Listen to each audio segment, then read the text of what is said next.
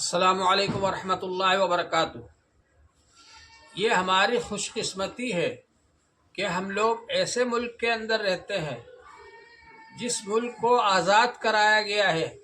انگریزوں سے آزاد کرانے میں ہمارے بزرگوں نے بڑی قربانیاں دی ہیں۔ ایک طرف ہمارا تعلق علماء دیوبند سے ہے، حضرت شیخ الہند رحمۃ اللہ علیہ، حضرت مولانا قاسم نانوتوی رحمۃ اللہ علیہ، حضرت حاجی امداد اللہ صاحب مہاجر مکی رحمۃ اللہ علیہ۔ ان حضرات نے بڑی قربانیاں دی ہیں ہندوستان کو آزاد کرانے میں۔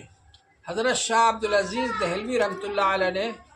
انگریزوں کے ہندوستان پر قبضہ کرنے کے بعد سب سے پہلے یہ اعلان کیا تھا کہ ہندوستان غلام ہو گیا ہے اور اس کو آزاد کرانے کے لیے ہم سب کو کوششیں کرنا چاہیے، بلکہ ضروری ہے، کوششیں کرنا لازم ہے۔ تو حضرت حاجی امداد اللہ مہاجر مکی رحمۃ اللہ علیہ کو امیر بنا کر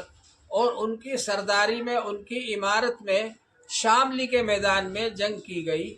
اور اس کے نتیجے میں حافظ ضامن شہید صاحب رحمۃ اللہ علیہ شہید ہوئے اور بہت سے مسلمان شہید ہوئے۔ اسی طرح سے میرٹھ میں بھی جنگ آزادی لڑی گئی، اور بہادر شاہ ظفر جو کہ ہندوستان کے آخری تاجدار تھے، آخری بادشاہ تھے، ان کی سرکردگی میں ان کو امیر بنا کر دہلی میں جنگ لڑی گئی، جنگ آزادی، جس کی وجہ سے انگریزوں نے بہادر شاہ ظفر کو گرفتار کر لیا اور مالٹا میں لے جا کر قید کر دیا۔ اسی طرح سے حضرت مولانا حضرت شیخ الہند رحمۃ اللہ علیہ، جو کہ دارالعلوم دیوبند کے پہلے طالب علم تھے اور پھر صدر مدرس رہے، شیخ الحدیث رہے، ان کی سرکردگی کے اندر تحریک آزادی شروع کی گئی۔ یہ تحریک آزادی کیا تھی؟ یہ ایک مومنٹ تھی، ایک تحریک تھی انگریزوں کے خلاف، اور حضرت شیخ الہند رحمۃ اللہ علیہ ریشمی رومال پر اپنے ورکروں کو، اپنے کارکنوں کو ہدایت لکھ کر کے بھیجتے تھے کہ اب یہ کرنا ہے، اب یہ کرنا ہے۔ چنانچہ وہ حضرات اس کے مطابق عمل کرتے تھے، اور یہ تحریک اتنی وسیع و عریض تھی کہ ساری دنیا کے اندر پھیلی ہوئی تھی۔ حضرت شیخ الہند رحمۃ اللہ علیہ نے اپنے سارے شاگردوں کو اس بات کے لیے تیار کیا تھا کہ وہ انگریزوں کے خلاف تحریک چلائیں، انگریزوں کے خلاف کھڑے ہو۔ چنانچہ جگہ جگہ جہاں جہاں بھی ان کے شاگرد تھے، وہ سب آزادی کی تحریک چلا رہے تھے، اور ان کو جوڑنے کے لیے حضرت مولانا برکت اللہ بھوپالی، حضرت مولانا عبید اللہ سندھی، ان حضرات نے صرف ہندوستان ہی نہیں بلکہ ہندوستان کے باہر بہت سے ملکوں کے دورے کیے، اور وہاں کے رہنے والوں کے اندر انگریزوں کے خلاف ایک آواز ہو کر سب مل جل کر کے تحریک چلانے کا سور پھونک دیا، اور ان کے اندر یہ جذبہ پیدا کر دیا کہ وہ لوگ انگریزوں کے خلاف اٹھ کھڑے ہوں۔ اسی طرح سے حضرت شیخ الہند رحمۃ اللہ علیہ نے افغانستان کے اندر ایک آزاد حکومت قائم فرمائی، جلا وطن حکومت، جس کے صدر بنائے گئے راجہ مہیندر پرتاپ سنگھ جی، اور حضرت مولانا برکت اللہ بھوپالی رحمۃ اللہ علیہ کو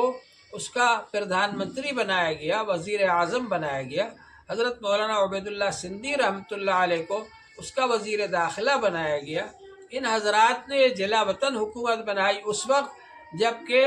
حکومت بنانا کوئی اچھا کام نہیں تھا، انگریزوں کی نظر میں ایک کانٹوں کا تاج پہننا تھا، لیکن ان حضرات نے یہ کام کیا اور تحریک آزادی کو ساری دنیا میں پھیلایا۔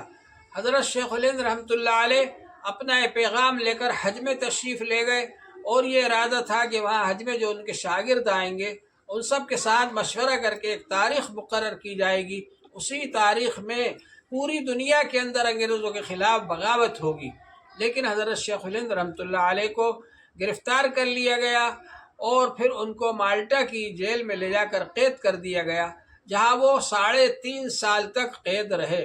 ان کے شاگرد حضرت مولانا حسین احمد مدعی رحمۃ اللہ علیہ، جو کہ 18 سال سے مدینہ منورہ میں قیام پذیر تھے، اور ان کے بہت شاگرد تھے وہاں پر، ان کو گرفتار کرنا بھی کوئی آسان کام نہیں تھا۔ لیکن جب انہوں نے دیکھا کہ میرے استاذ کو گرفتار کر لیا گیا، تو انہوں نے بھی گرفتاری دے دی اور کہا کہ میں بھی ان کے ساتھ رہوں گا۔ چنانچہ ان دونوں حضرات کو لے جا کر مالٹا کے اندر قید میں رکھا گیا، اور وہاں یہ حضرات جیل کے اندر رہے۔ اسی طرح سے حضرت شیخ الہند رحمۃ اللہ علیہ نے جو افراد تیار کیے وہ آزادی کے لیے تحریک چلاتے رہے، ہر زمانے کے اندر یہ تحریک چلتی رہی، اور اس کا یہ نتیجہ ہے کہ حضرت شیخ الہند رحمۃ اللہ علیہ کے شاگردوں نے اس کام کو آگے بڑھایا۔ حضرت مولانا مفتی کفایت اللہ صاحب رحمۃ اللہ علیہ، حضرت مولانا حسین احمد مدنی رحمۃ اللہ علیہ، ان حضرات نے پھر اس کام کو آگے بڑھایا، اور 1947 کے اندر یہ ہندوستان آزاد ہوا۔ تو ایک طرف ہمارا تعلق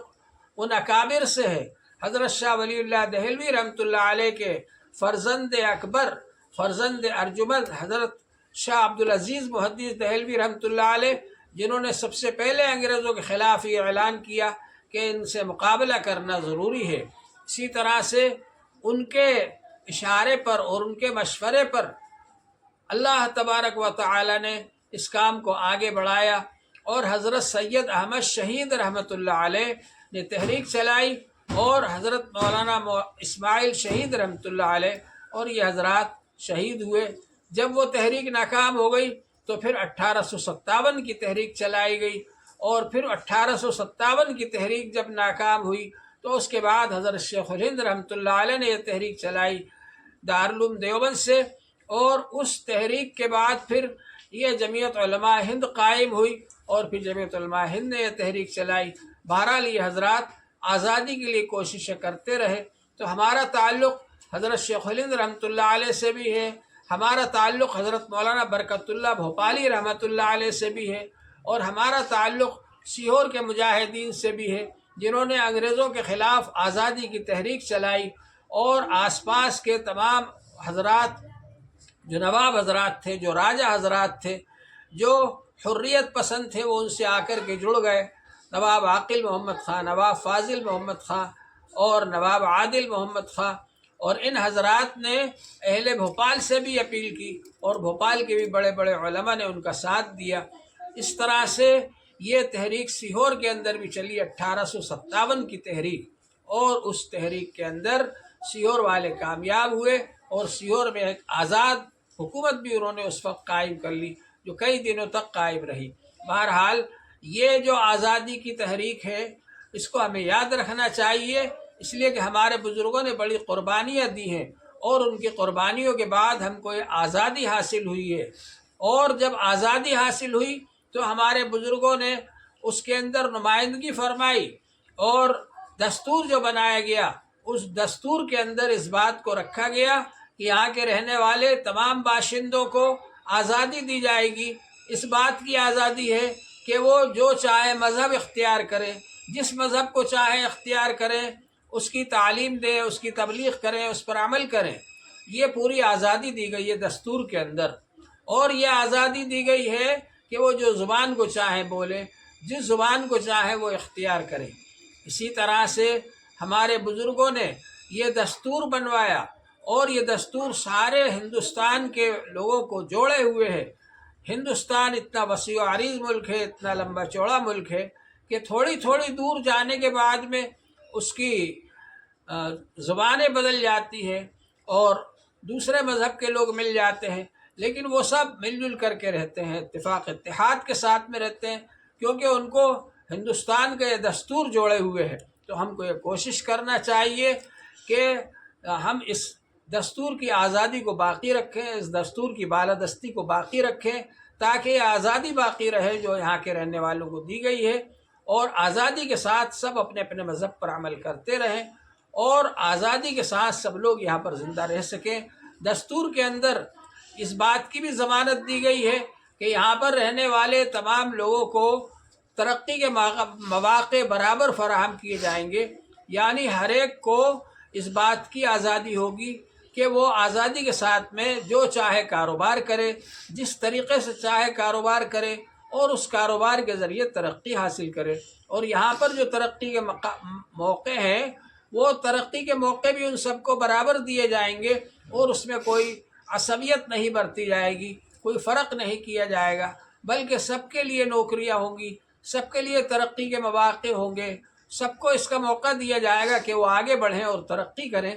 تو یہ بھی برابری کا حق دیا گیا ہے دستور کے اندر، اس کو بھی باقی رکھنا ضروری ہے۔ اس کے لیے کوشش کریں